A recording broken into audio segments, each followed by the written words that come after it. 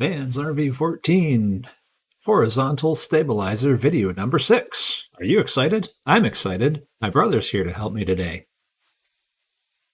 He wanted to come over and see what was going on with this project, so I put him to work. I also fed him dinner, but you got to do something to get people over sometimes.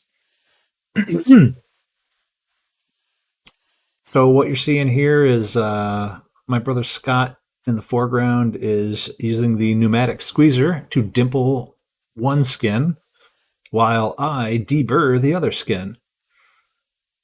This went really, really well. He needed very little assistance. I had already blocked off the stuff that didn't need to be dimpled, and we started with the edges on the skin that he's working on while I did the deburring on the other skin.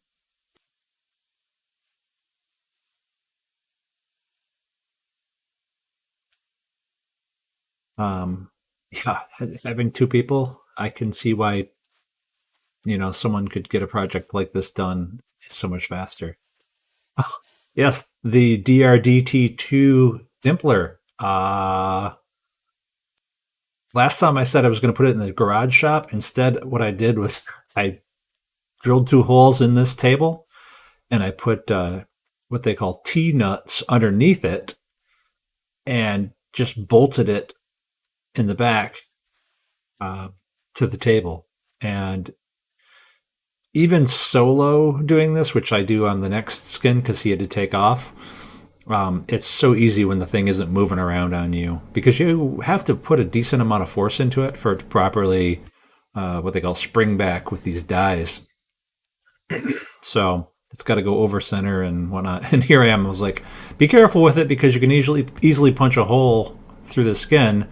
And so I took a piece of scrap that Vans gives you and had him just gently push down on it. And he was quite amazed at how little force it took to put a hole right through, or, to create a hole and a dimple in that scrap piece. So, word of the wise, if you're dimpling, be careful.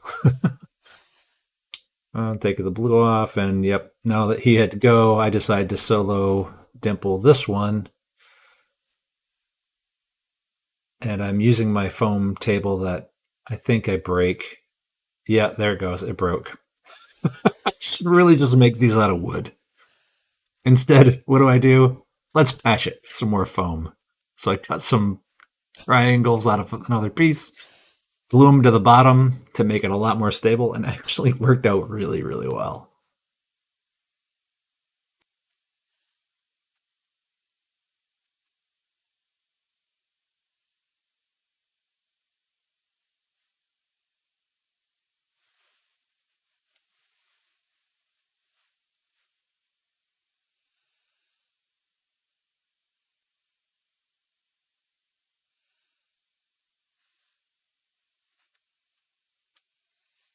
Unlike the rudder, I did not count the number of dimples I had to do in these skins or deburrs. Although I did count some of the rivets because most of it has to be done with a rivet gun and bucking bar. So it did get kind of repetitive and painful, but it worked out all right.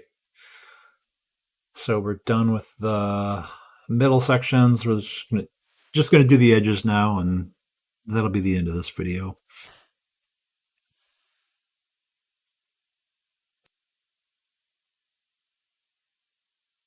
I feel like I should have some music going. But this isn't for entertainment nor education. This is just documentation of what I'm doing. So that way, when it comes time for somebody to look at and say, did you do this? Yep, here's when I did it. Or I can look back and ask myself, what were you thinking, you moron? When I realize something 6 months from now or a year from now. Oh, and it looks like I decide to sort of mock it up for the next day. But I don't do anything with it the next day on the skin. It's putting together the skeleton and spar. Anyway, see you next time.